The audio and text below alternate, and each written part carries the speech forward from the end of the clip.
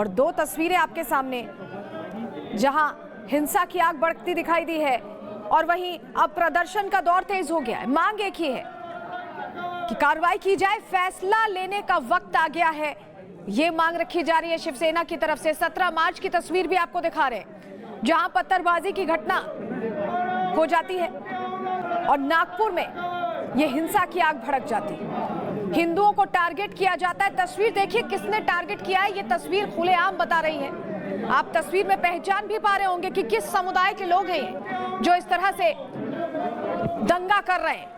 अलग अलग वीडियो साक्ष्य जो हम आपको दिखा रहे हैं, देखिए तस्वीर अपने आप में पूरी कहानी कहती हुई, और यही वजह है कि अब कब्र तोड़ने की मांग और तेज हो गई है, क्योंकि क्या हिंसा के पीछे ये औरंगजेब गैंग है।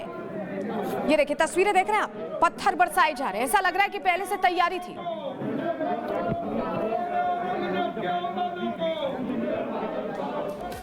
और इसी पूरे मामले पर शिवसेना की नेता मनीषा कायंदे ने कहा कि पूरी साजिश के तहत इस पूरी घटना को अंजाम दिया गया है। सुनिए।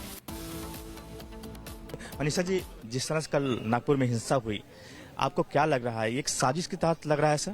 इस हिंसा की हम कड़े शब्दों में निंदा करते हैं। जिस प्रकार से ये हिंसा अचानक से हुई, कोई पूर्व तैयारी निश्चित है। इतने बड़े पैमाने पे जो हिंसा हुई और पत्थरबाजी हुई, ईंटें भी दिख रही थी, तो ये सारा कुछ बना बनाए इस प्रकार का होने की संभावना है। हालांकि जो प्राथमिक रिपोर्ट, पुलिस ने अब तक कोई बयान नहीं किया है, इसलिए ज्यादा कुछ कहना उचित नहीं है। हम पुलिस का जो फर्स्ट हैंड इंफॉर्मेशन रिपोर्ट है, इसका हम इंतजार करेंगे। विपक्ष कह रहा है कि जो हुआ हिंसा, इसका जिम्मेदार सरकार है। कुछ लोग बयानबाजी कर रहे थे जिसकी वजह से। विपक्ष के कितने लोग वहां पर गए, कितने लोगों से मिले, पुलिसों से मिले, क्या किससे बातचीत की है? हमारे कुछ सदस्य वहां पर गए हैं। आज माननीय बावनकुळे जो मंत्री है नागपुर से ही है, वो स्वयं वहां पर गए हैं और पूरा वो उस बात का जायजा लेंगे। औरंगजेब का मुद्दा इतना नहीं उठाना चाहिए, सब इसकी वजह से हुआ, ऐसा कहा जा रहा है। ये औरंगजेब का उदात्तीकरण किसने शुरू किया? फिर विपक्ष के कुछ लोग भी उसका उदात्तीकरण कर रहे थे और उसी से ये सारी हिंसा भड़की हुई है। तो शिवसेना नेता को आप सुन रहे थे, लेकिन महाराष्ट्र के बीजेपी के प्रदेश अध्यक्ष, उनका क्या कुछ कहना है वो आपको सुनवाते हैं। नागपुर में हुई कल की दुर्घटना दुर्भाग्यपूर्ण है। माननीय मुख्यमंत्री जी और हमने सबने रात भर प्रयास कर नागपुर की जनता को शांत करने का हम प्रयास कर रहे हैं। 34 पुलिस इसमें जख्मी है, 45-50 गाड़ियों की तोड़फोड़ हुई है, 4-5 नागरिक भी जख्मी हुए हैं। महाराष्ट्र में भी सभी जगह पर शांतता बनी रहे, ऐसी कोशिश महाराष्ट्र सरकार ने की है। और नागपुर में भी दोबारा ऐसी घटना ना हो, क्योंकि नागपुर में हम सब लोग बचपन से रहते हैं। नागपुर में हिंदू, मुस्लिम, सिख, ईसाई सभी भाई, ऐसा करके हमारा व्यवहार चलता है। और ऐसे में कोई तो भी एक षड्यंत्र बनता है, उसके ऊपर ये ऐसी घटना होती है, तो उसकी सारी घटना का जायजा पुलिस ले रही है, माननीय मुख्यमंत्री जी ले रहे हैं। मुख्य इसमें कहाँ से शुरुआत हुई वो भी चेक कर रहे हैं।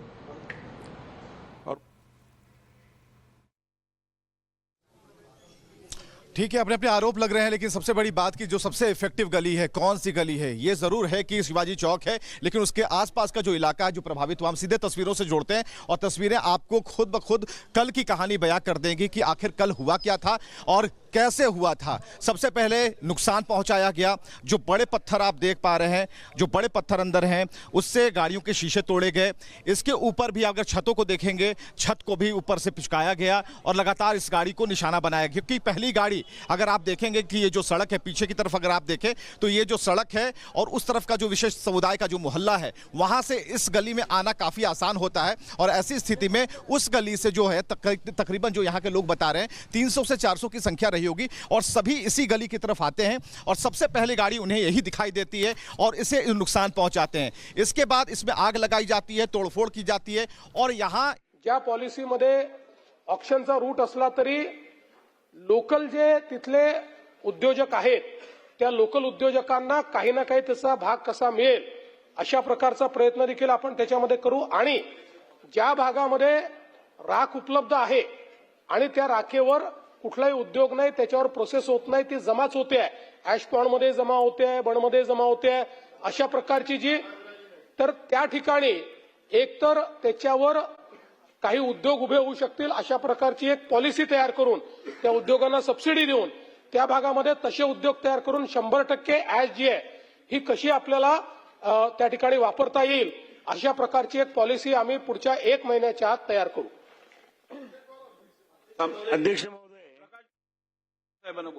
अध्यक्ष महोदय,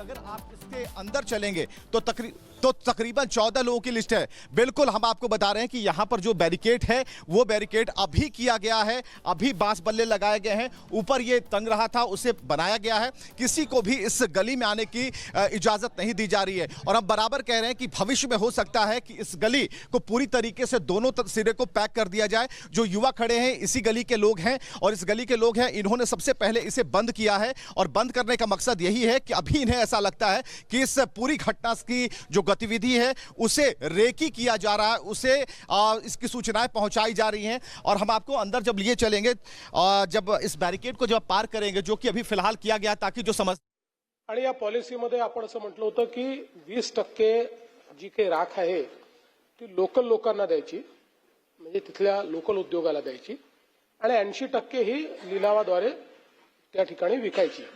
अशा प्रकारचा आपण निर्णय केला होता. अनेक सिमेंट फॅक्टरीजला ती लागते, त्यामुळे त्यांनी ती घेतली. याच्यामध्ये केंद्र सरकारच्या माध्यमातून 2 आपल्याला त्या ठिकाणी नोटिफिकेशन आले.